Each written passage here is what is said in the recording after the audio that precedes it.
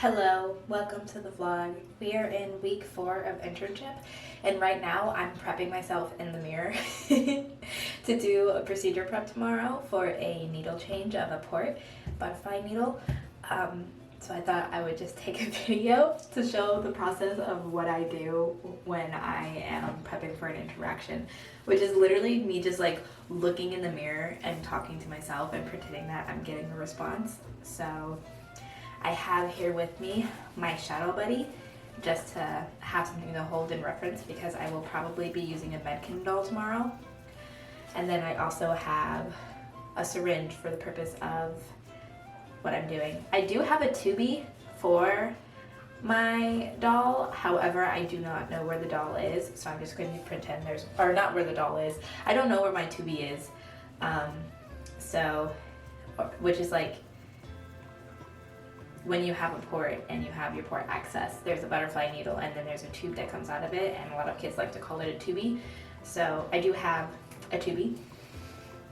Who knows where it is? Okay, so it's like, it's weird, it's awkward that I feel awkward doing this even though I am literally the only one in the room right now. But let's close this, don't look at my shower. Okay, this is what I'm gonna do. Is it okay to enter? Hi, how are we doing today?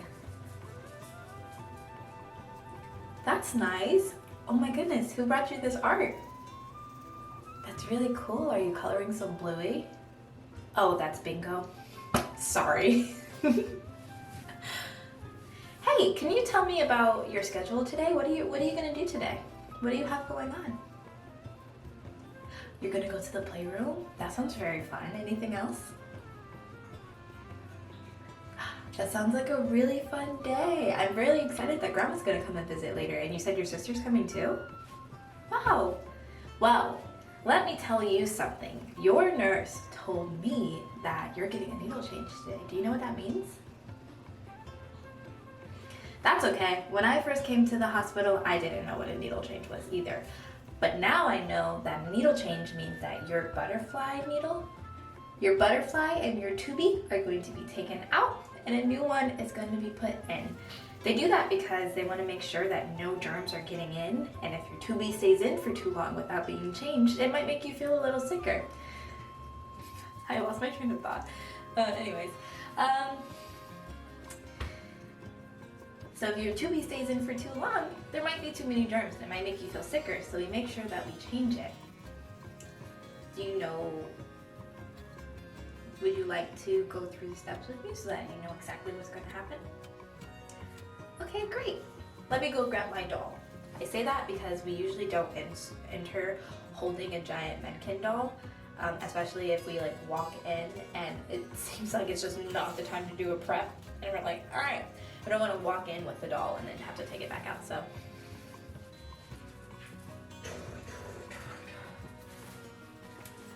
Do you remember this doll? This is the doll that we used to show you about your tubie when you first got it. I'm going to use the same doll to show you how it gets taken out. So, the first step is that, you know the sticker around your chest? That has to come off. Not chest. The sticker around your tubie, that has to come off. And what the nurses use is a special wipe that makes sure that it's not too sticky and that it's not pulling at your skin. So they take the wipe. I also plan on getting a sticker and putting it on my arm for this part, just so you know. So you see my sticker here? It looks just like the one on your chest, doesn't it? So they take this special wipe and they rub it on the sticker and it starts coming off without pulling at your skin. Do you want to try? You see how easy that comes off? Sometimes they also put the wipe inside a syringe so that they can squeeze all the juice off onto the sticker, and that makes it come off very easy. See, the sticker came off very quick and very easy, but we have to make sure that we're sitting very still when that's happening. That way it doesn't tug at your skin. It might feel a little uncomfortable, but if we stay still and we let the nurses use the wipes, then it shouldn't tug too much. After that, the nurses might wipe your chest a little just to make sure that all of your sticker leftovers get off. Then they're gonna take the 2 wings on the tubie. Pretend there's a tubie here. They're gonna say, oh no, my diaper's coming off of my baby. Okay. After that, they take the butterfly needle and they take it right out. And then the butterfly that you had and the tubie that you had, it goes in the garbage because that one's dirty and we're not gonna use it again. So that one comes out and we say bye-bye to the butterfly and bye-bye to the tubie. After they take the tubie out, they're going to put a special cream onto your port that makes your skin go numb. Do you know what that means? Yeah, that's really close. When your skin is numb, that means that you can't feel it anymore for a little while. So the nurses put the cream on your skin and then they're going to cover it and leave it for about 30 minutes. And while they leave, you can play or you can watch TV. You can do what you want, but they just want to leave it on there to make sure that it really works, that it makes your skin feel numb. Then they're going to come back, they will wipe off the cream, and then they take another butterfly and they put it right back in.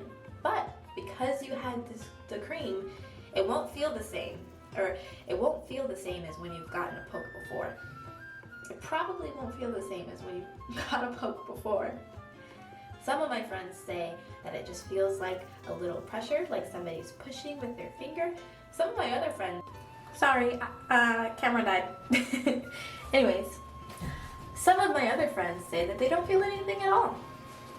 And then after they put the butterfly needle in, you will be all done and it'll be time for you to play and have fun again. Do you have any questions about anything that I just told you? Based on the patient that I'm seeing tomorrow, don't expect any questions. Maybe some questions, depends. I have a question for you though. A lot of my friends like to be distracted when they're getting a new needle. A lot of my friends like to be distracted when they're doing a needle change. They either like to play games or watch videos or play with sensory items. So I'm wondering if you want to do something so that you're not looking at the needle change.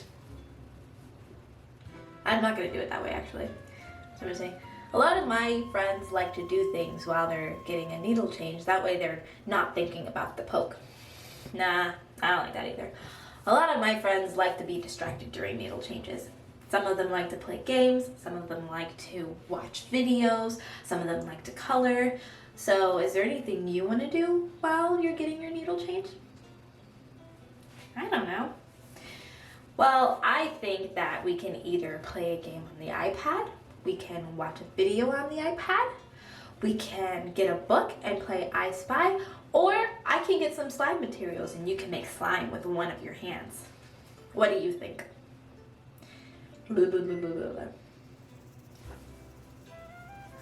All right, that sounds like a great idea. I think that we should do that too.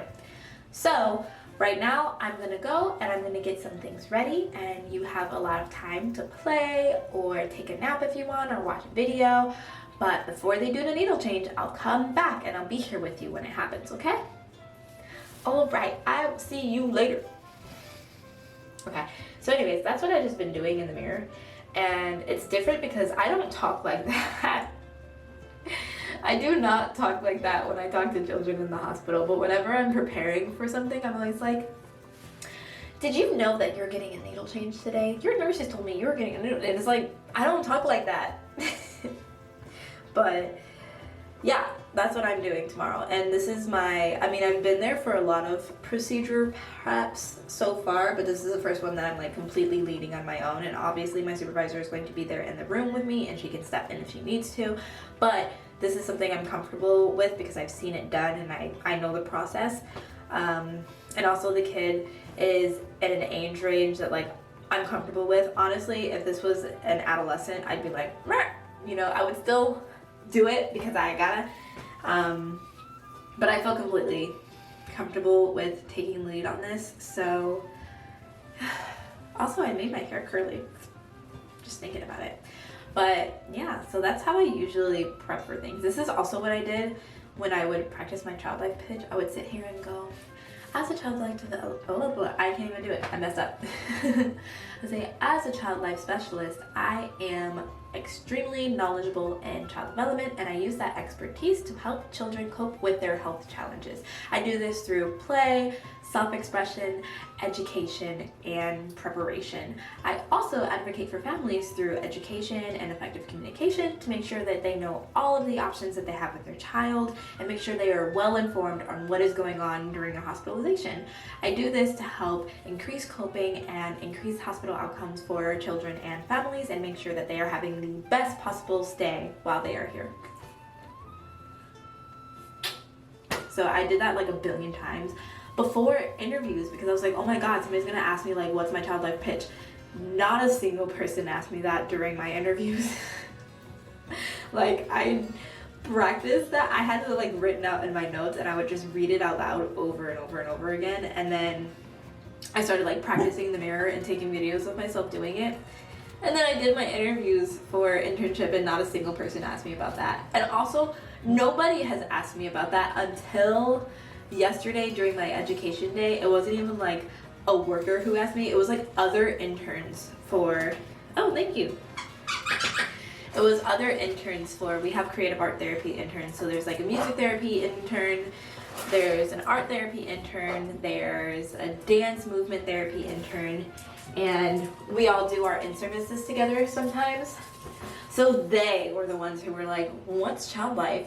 And us child life interns, we were like, oh my god, we can use our child life elevator pitch. So that was the first time I ever used that pitch with somebody else, especially since I haven't introduced services to families. But introducing services to families, I wouldn't even use that exact pitch every time, just because it's like based on like what I'm going in there for, the needs and stuff like that. Like if I am going in there for a child who is going to be there for all of like 10 hours for like one procedure, I'm not going to sit here and be like, I'm going to help you with your hospital stay and make sure that you're coping.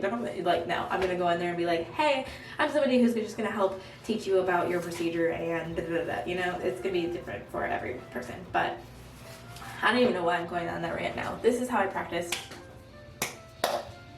And I have the preparation tomorrow. So week 4, independence. Not like fully, but we're getting there.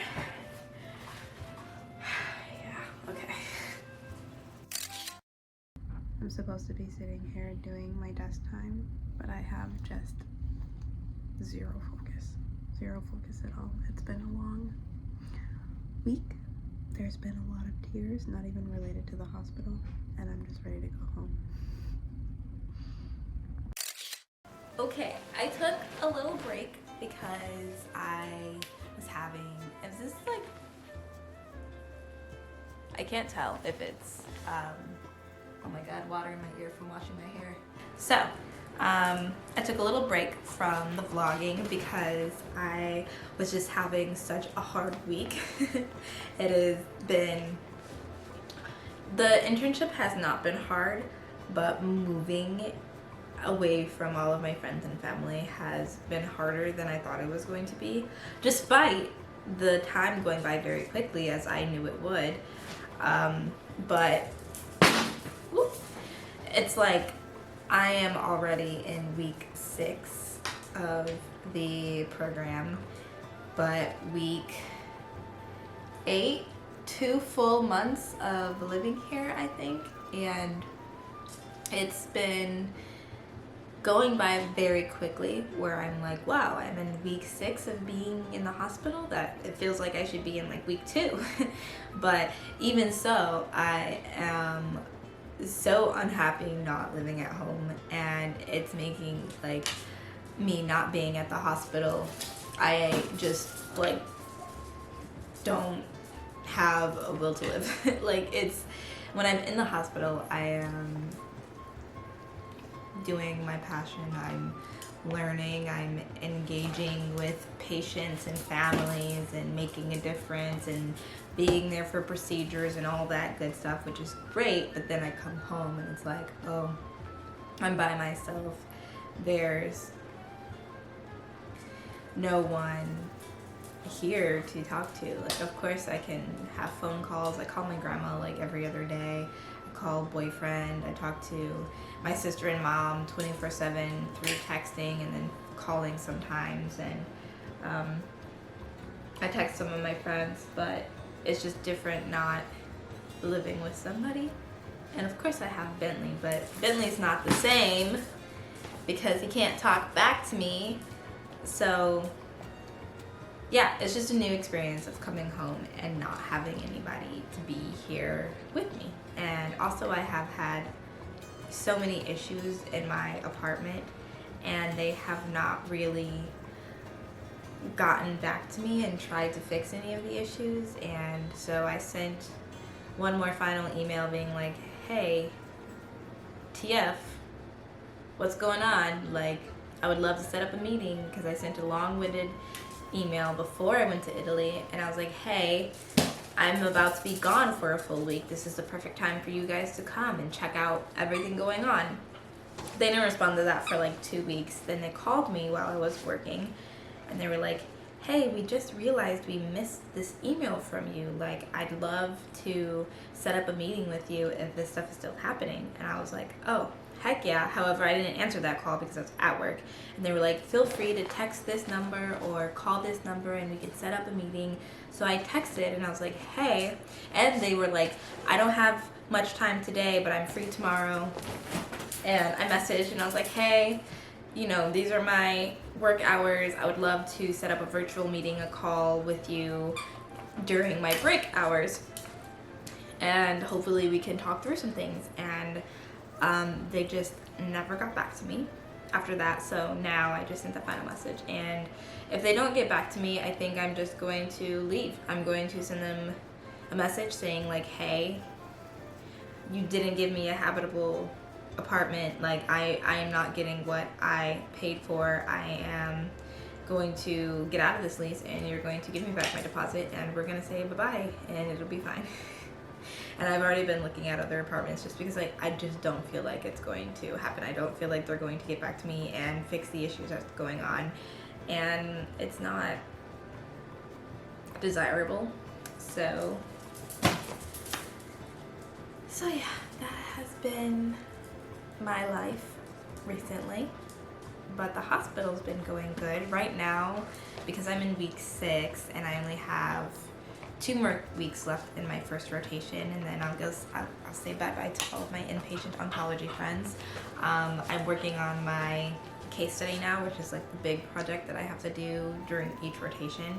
And basically I just choose a patient that I've interacted with and talk about their background and how I assessed them and how I chose to prioritize them throughout the day, and what, you know, factors about their background did I consider, and all that kind of stuff. And I present it to whoever comes. I think my supervisor, my coordinator actually, I think my coordinator said that they invite like 40 people to come to the presentation, but hopefully all of them say no, because I don't want to present in front of all of those people. I'm not in school anymore. I actually am, but I'm not in like a class right now. I don't want to sit here and give a presentation, but I'm gonna have to. So working on that. I mean, I already did my outline and chose my patient, so really all I have to do is make a presentation and make sure I can talk for up to 30 minutes. Okay. So that was the big project for today. I've been charting independently now. Basically, I do the chart note, I penned it in Epic because I can't submit it on my own, and then when we have time, my supervisor and I go over it together. She tells me any language that she would change, or like, you know, anything that is a little unclear, or if I need to add a little more detail. And it's crazy because there's a fun balance between, oh, you put too much detail here, but you didn't put enough detail there. So just like finding a balance of what this hospital wants / what this supervisor wants too, because each child life specialist practices differently.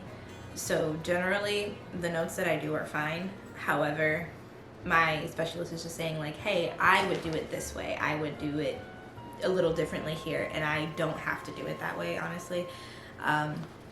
Except for some things where she was like, there was one thing when I said pain medication instead of just saying medication, and there's just something with the hospital specifically, they don't want you to say what type of medication when you're a child life professional. So even though I know that it was like Tylenol and it was taken because the patient's throat was hurting, I can't say pain medication. I just say medication or pre-med or something like that.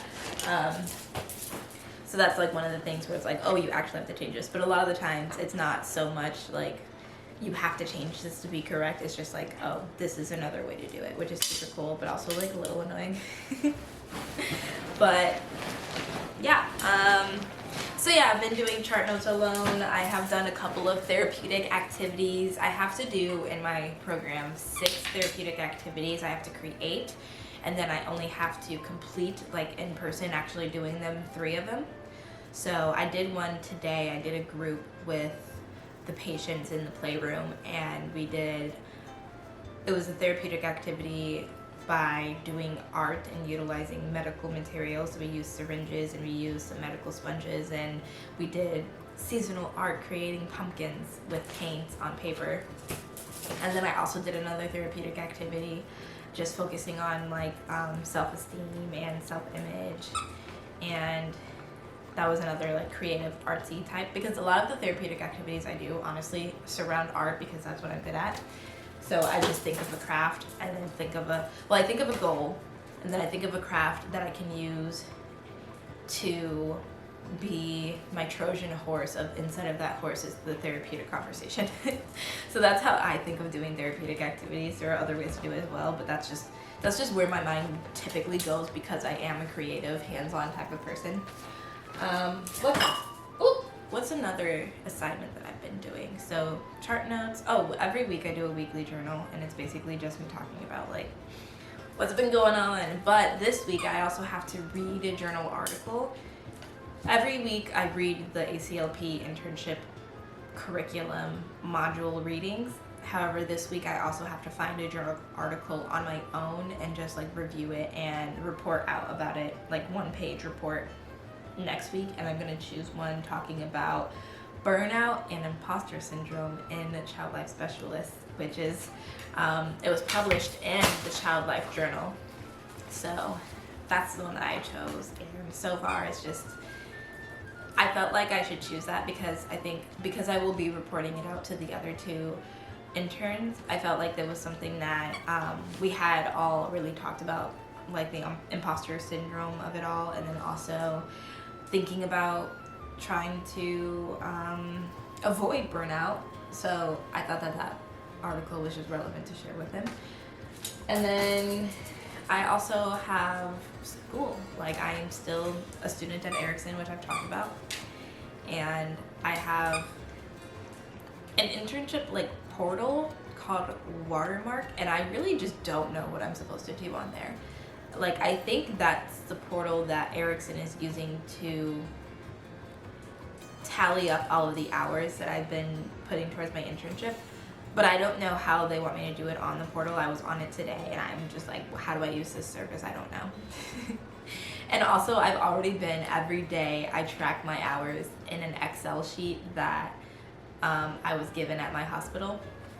So it's like, I'm already doing this and I don't know how they want me to do it on Watermark, and I'm like hoping maybe I can upload the Excel sheet that I already have created that I've been adding to every day, and hopefully that works, because I worked hard on that Excel sheet, because when it was created and given to us, the formulas that were in there like didn't work.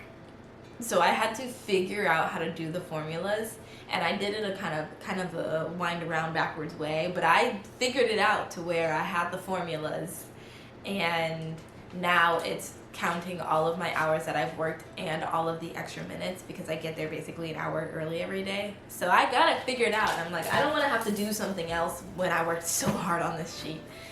But I think that's the only thing that Watermark is really for. I think that my midpoint evaluations are also going to be on Watermark. I don't know, but I did do one. That's another thing that I did.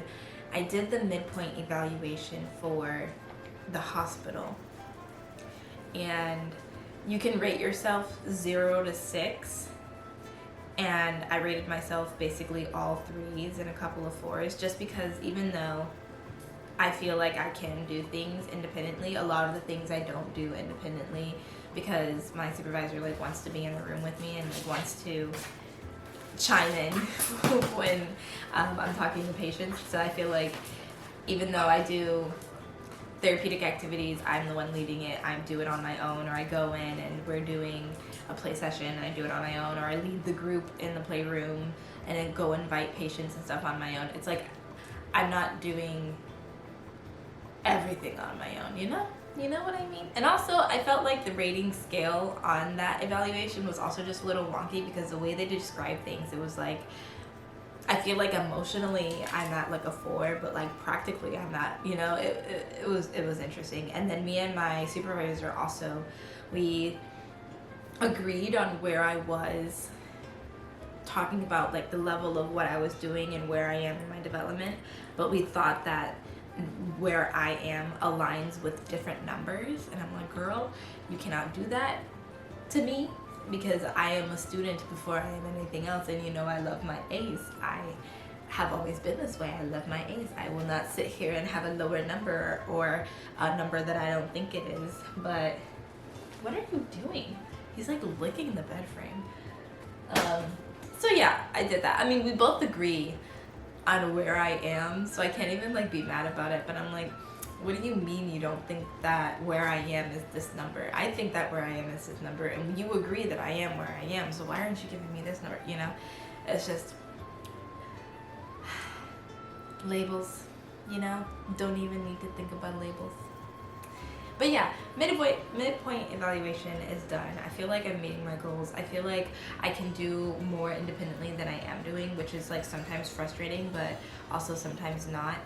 No, actually, no, it's not. It's never not frustrating. It's frustrating. I feel like I can do more independently than I am doing, and I want to, but I also like hate being watched in general. I do not like it. I wish that like I could go in and like she could like have my supervisor can have like a camera or something, but not be in the room with me and just like watch me be a little fly on the wall, because I hate her just like sitting in the corner while I do an activity or while I explain something to a kid. Like, don't do it to me. I hate it. And also, and another thing, I just keep sitting here and thinking about more things. Another thing is that I used one time the translator. I used it multiple times, but one time I used it with a Spanish-speaking patient, and I speak and understand Spanish, but I do not speak and understand Spanish enough to pass a proficiency test and be certified in Spanish at the hospital. So when going in with a patient who is Spanish-speaking, I am required to use the translator, and I'm also just not allowed to speak to them in Spanish, so, which I didn't know at all. I thought that like I could say Spanish things, but like for the important stuff I had to use a translator, you know. But when I was going, I was with my supervisor, and she was like, yeah, we'll have to get a translator once we get in there, da, da, da, da. And I was like, oh, okay, well, once we get in there, or we were going in to see if they already had an iPad in their room for the translation, or like one of the teletalk whatever things. So while we were going in, I was like, oh, okay, if they don't have one, I'll tell them in Spanish that we're going to use an interpreter. And she was like, you're not allowed to do that. And I was like, what? What do you mean? She's like, yeah, unless you're satisfied, unless you're certified, you're not allowed at all to speak to patients in Spanish.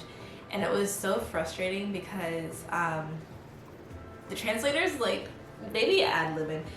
They do their own thing, which is crazy, because we would say something and be like,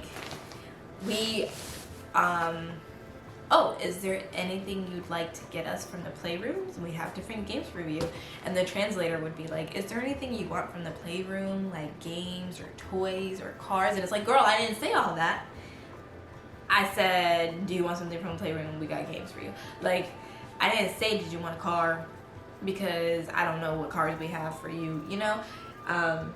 So they were just ad-libbing a lot. And then sometimes too, when I would say something like, oh, you're not gonna get a poke, instead of they would say, oh, you're not going to get a pinch, which is like a more harsh word and also just not true in that moment, because we say getting a poke for like getting a vaccine, getting a shot, getting an IV, something like that, blood draw, anything with a needle, we say getting a poke.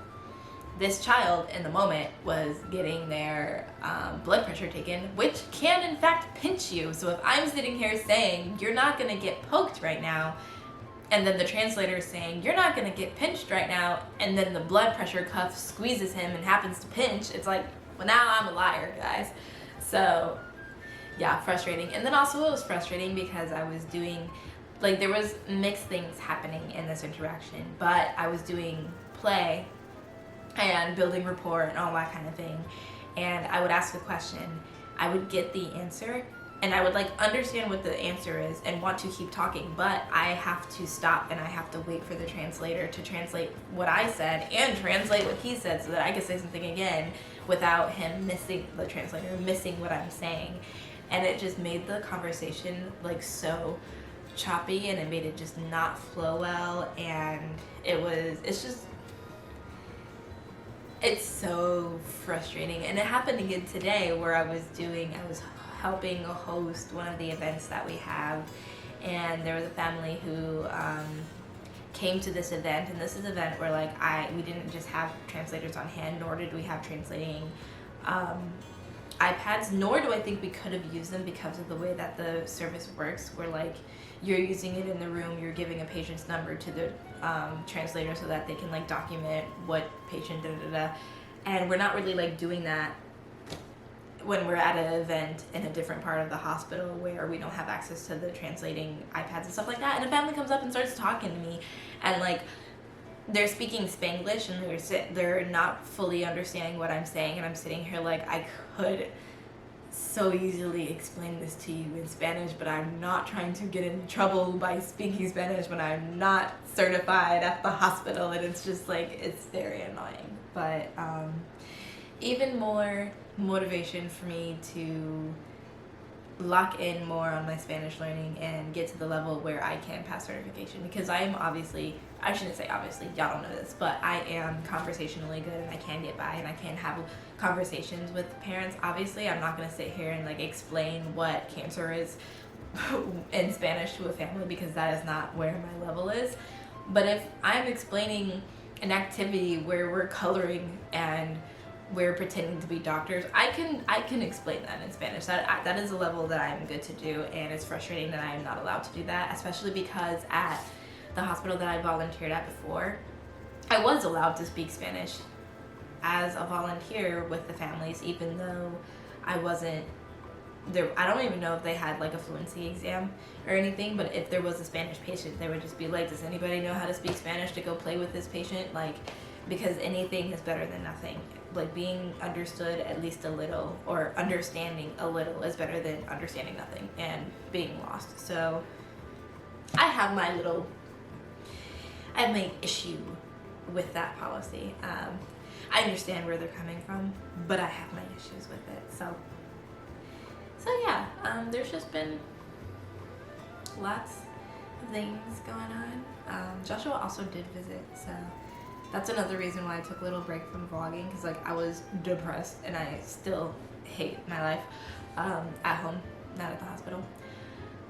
But he was here from like Thursday to Monday. Well, not Thursday. He got here Thursday night at like 1 a.m. so that doesn't count. But he was here Friday to Monday, and he got to come to the hospital and get a guest pass and like come and eat with me in the cafeteria, and we got to explore the city a little. We really only did one thing. We went to one museum, and then past that we went to a couple of restaurants, so we didn't really like explore that much, but we got to walk around one of the college campuses around here just because it's really pretty. So I like walking through it, and it was able to give me a little boost for this week. And this week there's a couple of other things going on. Today is Wednesday, and I had the event in the middle of the day that I was hosting. I also hosted the play group in the morning. And then tomorrow there is a talk about being a practitioner who cares for individuals with autism. I don't know necessarily specifically what that event is about, but I know that it's tomorrow and that is a talk and I'm going to it. And then Tuesdays are education days, so this week has been very full. And then I have next week and the week after that I'll be on this unit, and then past that I'll be in my elective week. And I already know that I'll be in NICU one of the days, but other than that I don't know where I'm going, so we're getting through it. We're excited about the hospital. We are not excited to be living here in the city. And it's about to start getting colder, so I just gotta focus on self-care and getting myself through and not balling up in a hole. So we'll see where it goes. This isn't gonna be the end of this vlog because last week I didn't do one, and right now it's Wednesday, so I'm basically going to wait until the end of the week, do one more update just in case anything crazy happens, and then I will upload this and maybe we'll be on a schedule. Who knows? Okay, see you in a couple of days. Not to be dramatic, but I just realized that I am the silliest person that I know.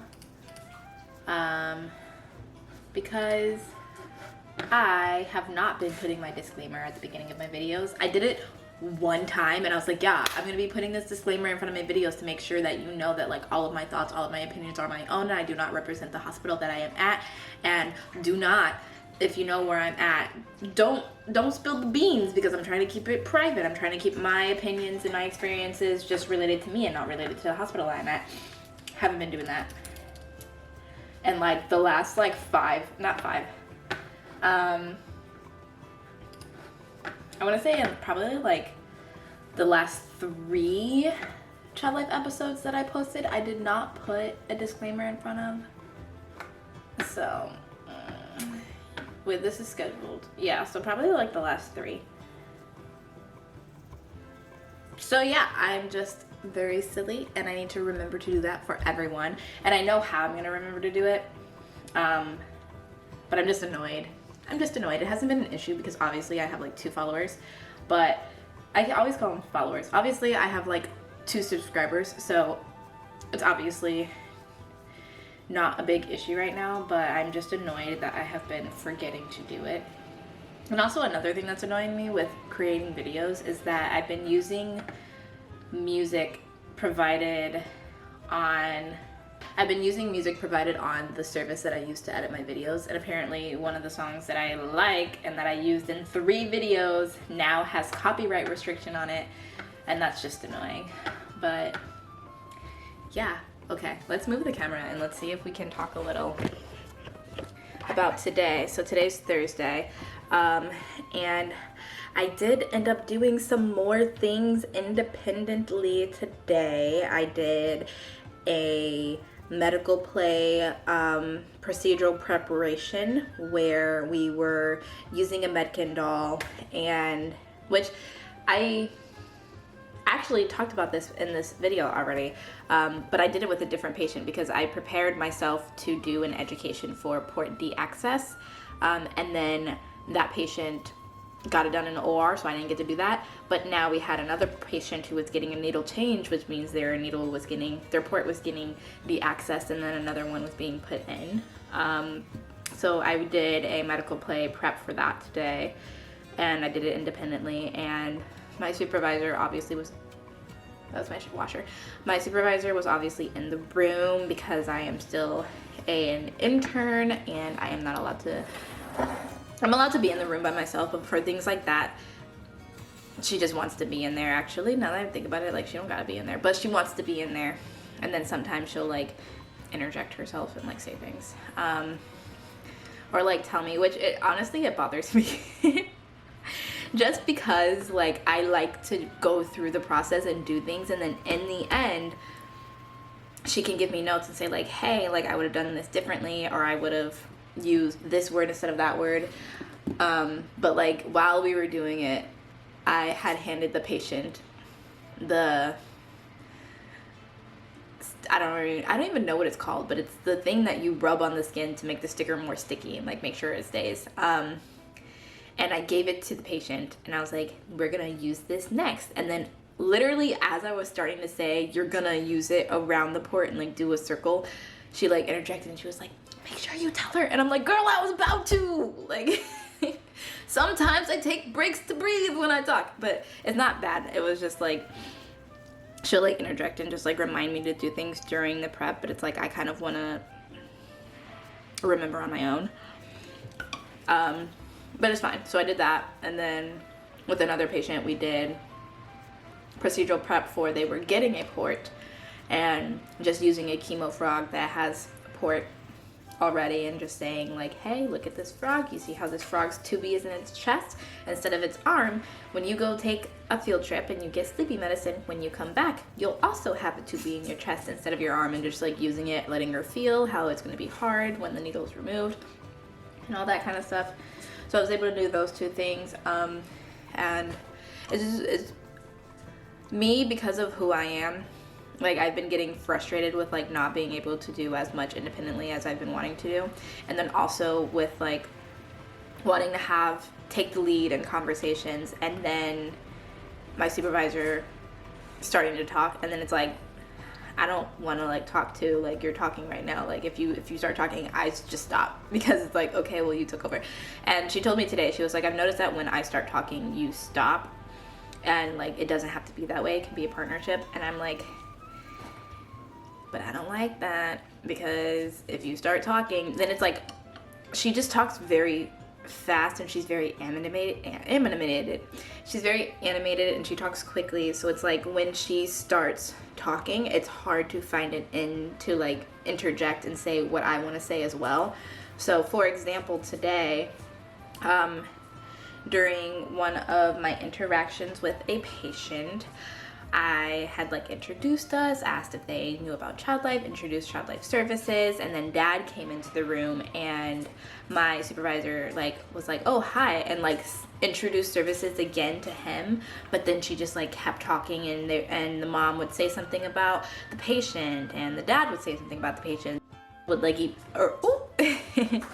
the mom would say something about the patient, and then the dad would say something about the patient, and then my supervisor would immediately respond. And like, I had things I wanted to say, but there just wasn't a moment where I could get myself in without interrupting, and I hate interrupting people. So it's like, you know, you're the one giving all of the information out. And then she did in the end flip it back to me, and she was like, you know, Bria has this doll she wants to show you what your tubey is gonna look like, and like got it back to me. But it's just frustrating because I just want to do it myself and be like, hey, my supervisor is here to watch me, not you, and just like be like, yeah, she's gonna be in the room because I'm learning and she's helping me. And yeah, so that's how today was. But it was nice being able to, I feel like those two things that I did today were medically, because I had done therapeutic activities and I had done play sessions by myself already, like completely. But I feel like every time I tried to do something that was more medical, my supervisor would kind of interject and kind of take over the session. So today was one of the first time, actually it was the first time I was able to like fully do it by myself and like fully lead by myself, even though she did also still like interject a little.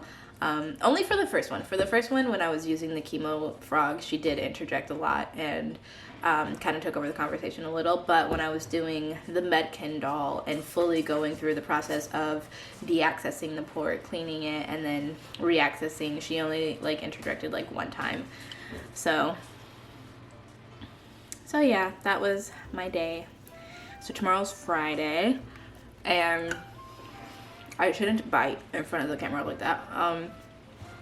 Tomorrow's Friday, and I feel like,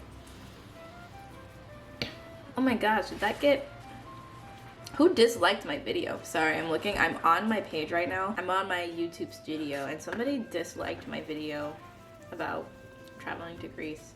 That's really rude, but it only had 50% likes because it only got one like and one dislike. Whatever, that's not what I'm talking about. That's not what I'm talking about. So anyways, tomorrow's Friday.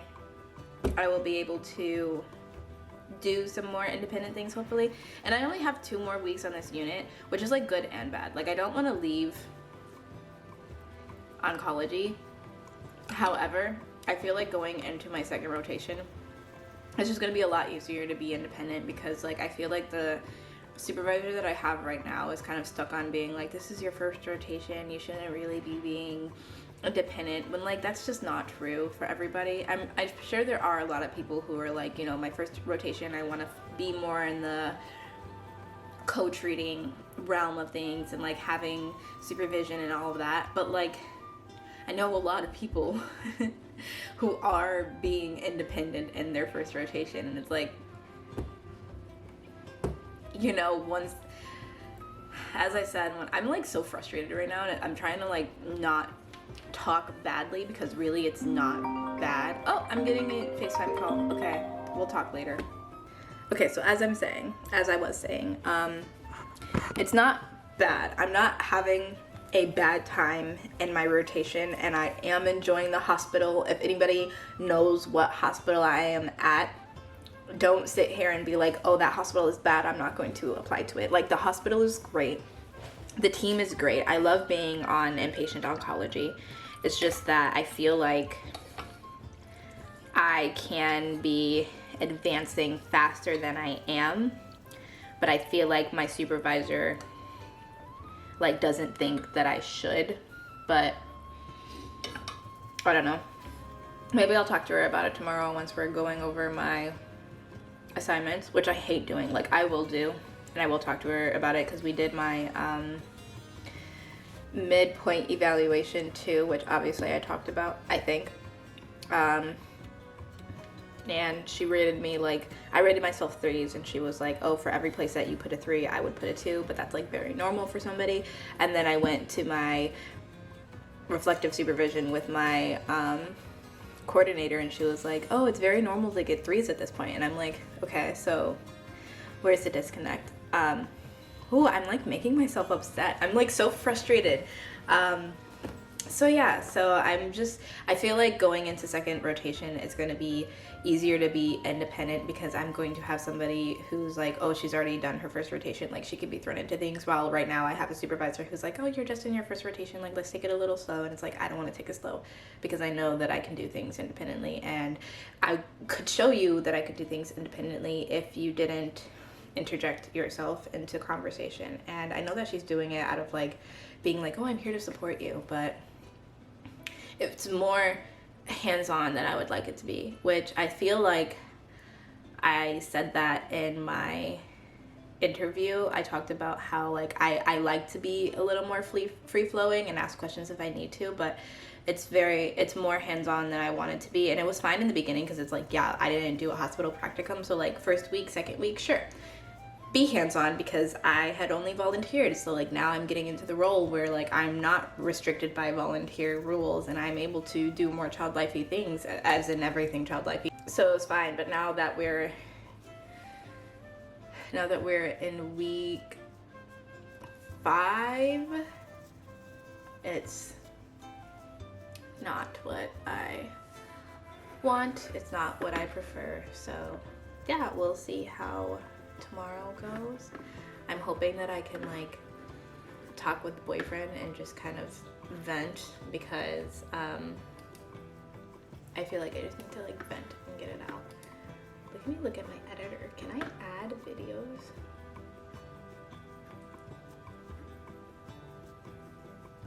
No, I don't think I can. Oh, maybe. Okay, anyways, I'll look at that. So yeah, talk to you tomorrow. We'll see how it goes. Okay, so it is now lunch break on Friday. Checking in. I just did a prep for a adolescent. I would say adolescent. But like an adult. I did a prep for an adult, a college student. And I think it went well. We all know that adolescents are not my cup of tea. I love the youngins, but I did a prep and it went fine. Honestly, my supervisor said it went great, especially since like she had given me some feedback because every time we were in a room and doing an interaction and she started talking, I would just stop talking, and I would just, because in my head I'm like, oh, she's talking like she's taking over. And she told me yesterday that I didn't need to do that. Like, if she was talking while I was having an interaction, like, she's not trying to take over the intervention, but she's just like, you know, ad-libbing.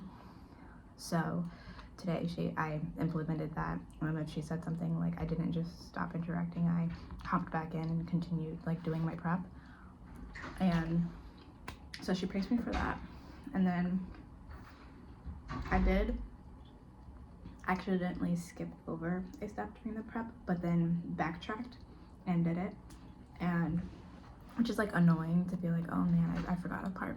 But I did remember, and then backtracked and added it back in. And I was only like one step ahead of it when I forgot. So when I remembered that I forgot. So it was fine. But yeah. Yummy.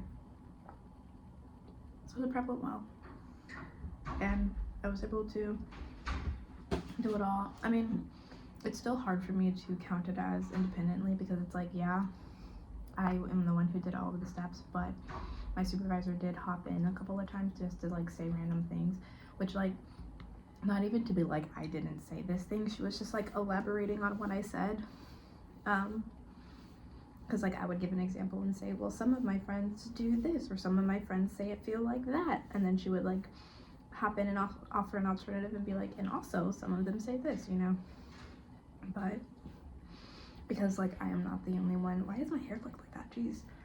Because I am not the only one speaking and doing the activity, it just feels like it's still not like fully independent. But yeah, I specifically asked her when it came back, because she asked me, she was like, how do you feel it went? And I was like, I think it went well. And then I was like, how do you think it went? Because you never told me. And she was like, I do that because if something went bad, I would tell you, but if it goes good, like, I just don't say anything. And I'm like, homegirl, I want you to tell me when you think it went good. Otherwise, I'm gonna be sitting here like, oh, but what does she think? So yeah, I am excited for lunch. I'm feeling very low energy and tired today. And I think it's just mental tiredness and not like physical tiredness. But you know, when you're like mentally tired, it makes you feel physically tired. So I think the root of my problems is the mental exhaustion that's making me feel physically tired. But I'm excited for the weekend to just relax and rest.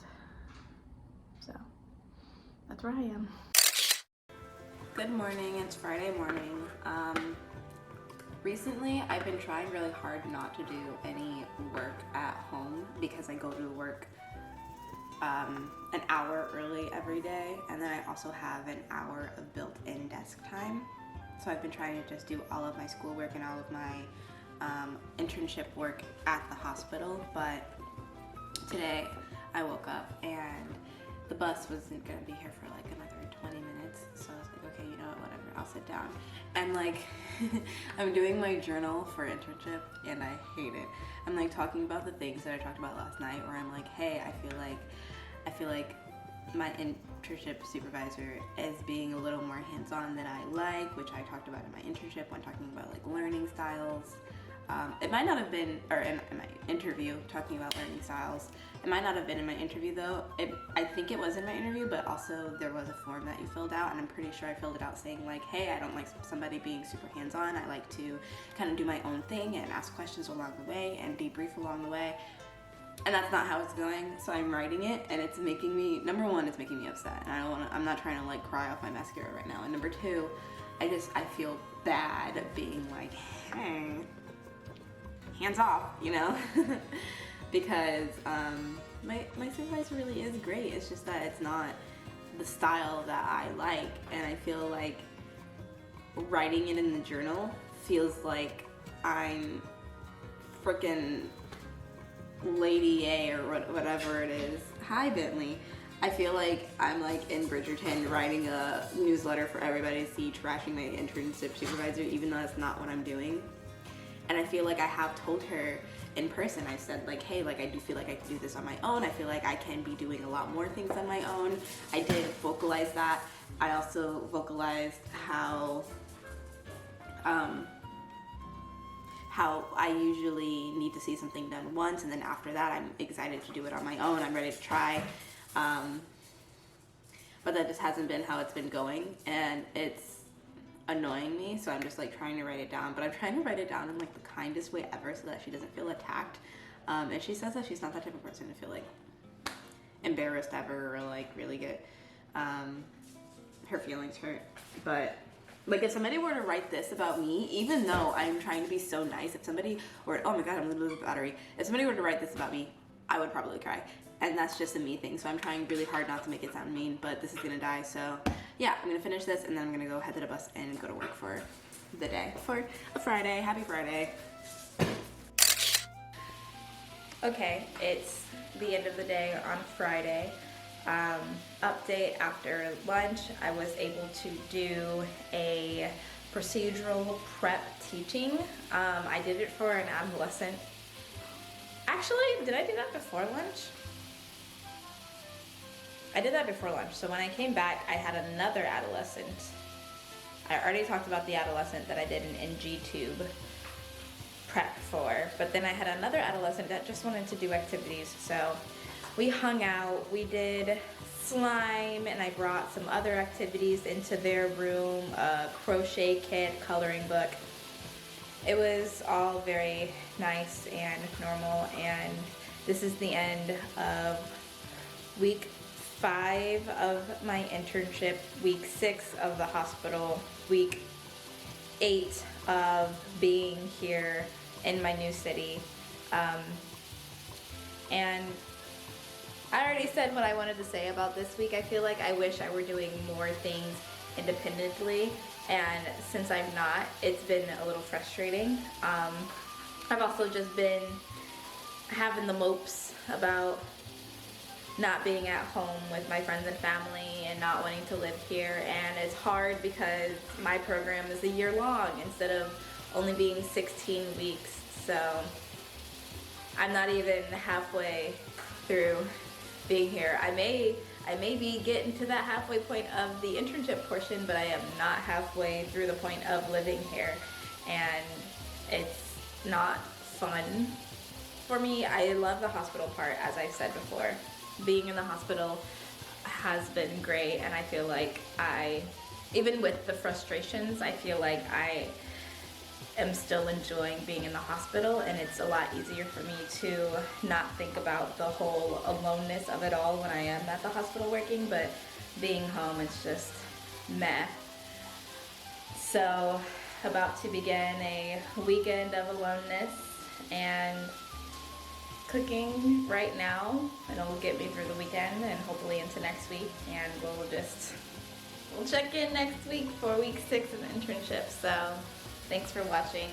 As always, leave comments if you have any questions. I want to answer them. I feel like I'm being pretty honest about my experience, but I feel like, maybe I don't know what people actually want to hear about the experience. I know that offer day for the next cycle is coming up, so good luck to everybody out there. I mean, I think this video is going to be posted after offer date, but still, if anyone has questions, anyone has things they'd actually like to hear about, or things they want me to try to show, or anything like that,